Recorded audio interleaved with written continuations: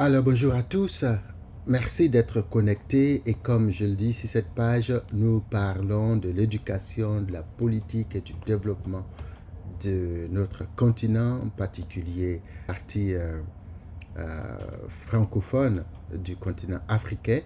Et ce matin, je voudrais juste parler euh, d'un aspect de la politique ivoirienne. Vous savez, pour ceux qui suivent un peu l'actualité, c'était le dimanche 14, ou le samedi 14, pardon, je crois, oui, le 14 c'était le dimanche 14 juillet 2024, à Benoît, s'est tenu donc un meeting, en fait, une visite du président Laurent Gbagbo, 3 ans après son retour de La Haye, là où il était donc à la Cour pénale internationale pour les événements qui sont passés lors des élections de 2010 en Côte d'Ivoire. Eh bien, il a justifié pourquoi, ce longtemps avant d'aller donc à Benoît, retrouver la terre où il a fait son premier meeting politique en tant que tel avec le Front populaire ivoirien, le FPI.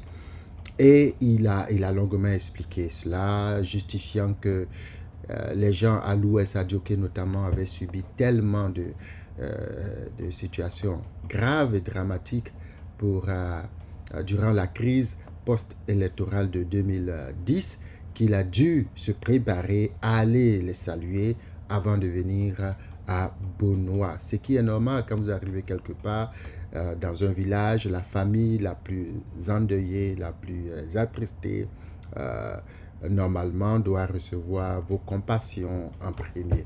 Et donc c'est ce qu'il a fait et ça c'est une bonne chose.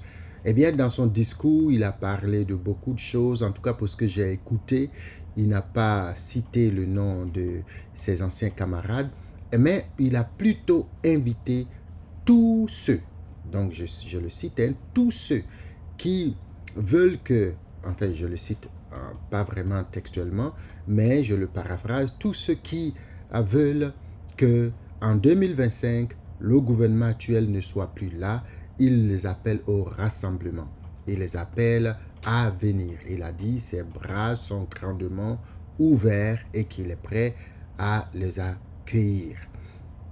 C'est une chose importante parce que si on se rappelle, avant son arrivée, tout le monde disait quand Gbagbo va rentrer, bien, toute la gauche, toute l'opposition va se rassembler. L'opposition, comme je l'ai dit dans la vidéo précédente, j'aime pas trop ce thème, je parle plutôt de force alternative, mais c'est le langage que tout le monde utilise, donc je vais peut-être l'utiliser pour la circonstance. Donc toute l'opposition va se rassembler.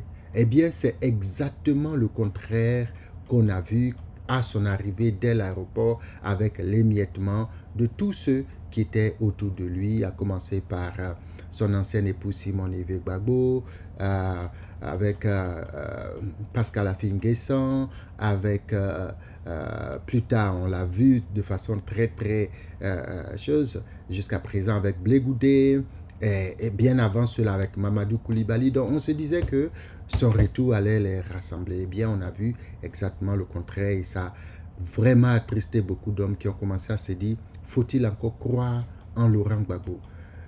Toutes ces valeurs qu'il a prônées, assis nous discutons, où sont passées toutes ces valeurs? Qu'en est-il aujourd'hui? Eh bien, on pourrait dire le président est en train de revenir à ce qu'on attendait de lui. Rassembler la gauche premièrement, puis toutes les autres forces alternatives au pouvoir actuel. C'est une chose extraordinaire. Mais là, il faut le féliciter, hein, faut le féliciter de finalement se disposer. Il a même dit à ses lieutenants, eh bien, ne laissez personne, n'empêchez personne d'ailleurs, n'empêchez personne venir pour ceux qui veulent venir. Là où se trouve le problème dans le même discours, c'est quand ils mettent en garde pour dire, vous ne viendrez pas pour me rouler, vous ne viendrez pas pour me tromper, vous ne viendrez pas pour ceci. Ça pose le problème de la confiance déjà. ça pose le problème de la confiance, ça pose le problème de la, de, de la philosophie de l'esprit dans lequel le président veut évoluer. Ça pose le problème de c'est moi le chef et le leader. Il est le plus âgé, il est le doyen, il est le plus ancien de l'opposition aujourd'hui et de la force alternative aujourd'hui. Mais quand on invite des adversaires, parce qu'aujourd'hui, tous ceux-là sont devenus pour lui des adversaires qui veulent rassembler, je pense que la tonalité n'est pas bonne. La tonalité, c'est de dire, eh bien, vous ne viendrez pas pour ceci, je vous mets en garde, vous ne viendrez pas. Alors, on a vu le président demander la libération de Soutousou, on a vu le président demander que Soro Guillaume soit pardonné, qu'il revienne, et on le voit aujourd'hui en train de demander à ses anciens partisans et collègues et amis de revenir avec lui. Eh bien, la manière est très importante. La manière est importante parce que vous ne direz pas à un enfant que vous avez chassé, parce que quand on regarde tout ça, on a l'impression que le président a été à la base, en tout cas en quelque sorte, de ces divisions.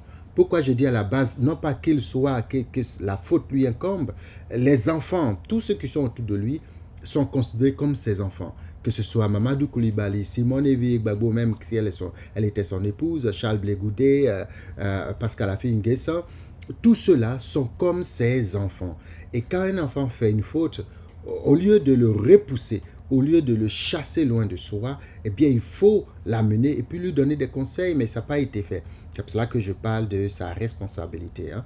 Donc, le président ne va pas dire à ceux qui l'ont chassé, à ceux qui ont même demandé des audiences, Blé Goudé l'a dit, mais qui n'a pas encore reçu, à ceux à qui il ne parle pratiquement pas, du moins officiellement, ceux-là, on ne peut pas leur dire, venez, mais je vous mets en garde sur votre posture quand vous venez auprès de moi. En ce moment-là, la demande est faite dans quel sens?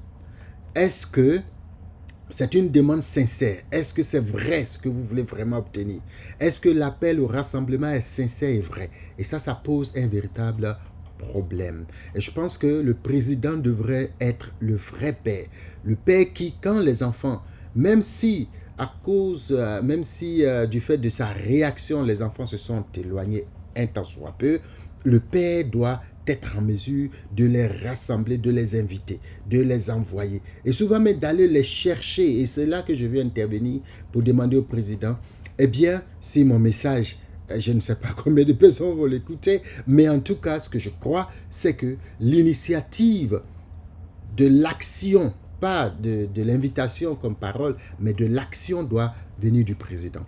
Le président doit envoyer des émissaires, aller appeler ces gens-là, non pas pour aller discuter au loin avec ceux-là et puis lui envoyer les conclusions, les appeler individuellement, leur faire des convocations, leur donner donc la possibilité de venir lui le rencontrer en tant que le chef, discuter avec eux, mettre à plat toutes les incompréhensions et puis aller sur de nouvelles bases. C'est en ce moment-là qu'il pourra donc déceler, qu'il pourra donc évaluer la sincérité des uns et des autres. Et je pense que c'est important. Il ne faut pas rester là, dire à une tribune, j'ouvre grandement les bras et puis en même temps commencer à proférer des menaces. Cela ne marche pas. Or, je pense que le président voit aujourd'hui sur le terrain, la situation est telle que aucune force, le RHDP a probablement des moyens, des arguments pour convaincre encore les électeurs. Mais aujourd'hui, les forces alternatives, à quelques partis politiques près, n'ont aucune proposition à 1 an et demi des élections. Non, 1 an, c'est même pas 1 an et demi. N'ont rien comme proposition donc à faire aux populations. Eh bien, aujourd'hui, je pense qu'il est important que le président rassemble et ratisse l'âge sans donc se mettre des barrières pour se protéger ou pour essayer de dissuader donc les amis. On ne peut pas inviter d'un côté et puis de l'autre côté donc tenir la chicotte à la main, ça ne marche pas. Et donc je voudrais inviter en tout cas le PPACI, tout le monde à véritablement se mettre ensemble pour pouvoir aller à ces élections. Le RHDP se prépare, il faut que les forces alternatives se préparent aussi parce que c'est à leur proposition que donc les Ivoiriens vont devoir voter. Alors, je m'arrête là aujourd'hui pour dire, voilà, c'est une belle initiative du président. Après, il faut aller plus loin. Il faut donc poser l'acte et non attendre de façon passive que les autres viennent vous voir. Il faut être actif, il faut être proactif, il faut aller vers les autres, il faut les inviter, il faut parler avec eux, il faut ouvrir les canaux pour que cela puisse se sentir à l'aise et travailler avec vous. Donc voilà, on se dit à bientôt pour un autre sujet. N'oubliez pas de vous abonner, de partager cette vidéo pour que plus de personnes puissent donc savoir que la jeunesse africaine attend autre chose que des simples contes de fées ou des histoires ou même la manipulation des données et de la réalité, la vérité. Nous voulons la vérité, nous voulons la réalité des chiffres, nous voulons des choses concrètes. C'est pour cela que nous sommes sur cette plateforme. Alors je vous invite donc à partager et puis à ne pas oublier de vous abonner. Alors, on se dit à bientôt. D'ici là, portez-vous très bien. Merci.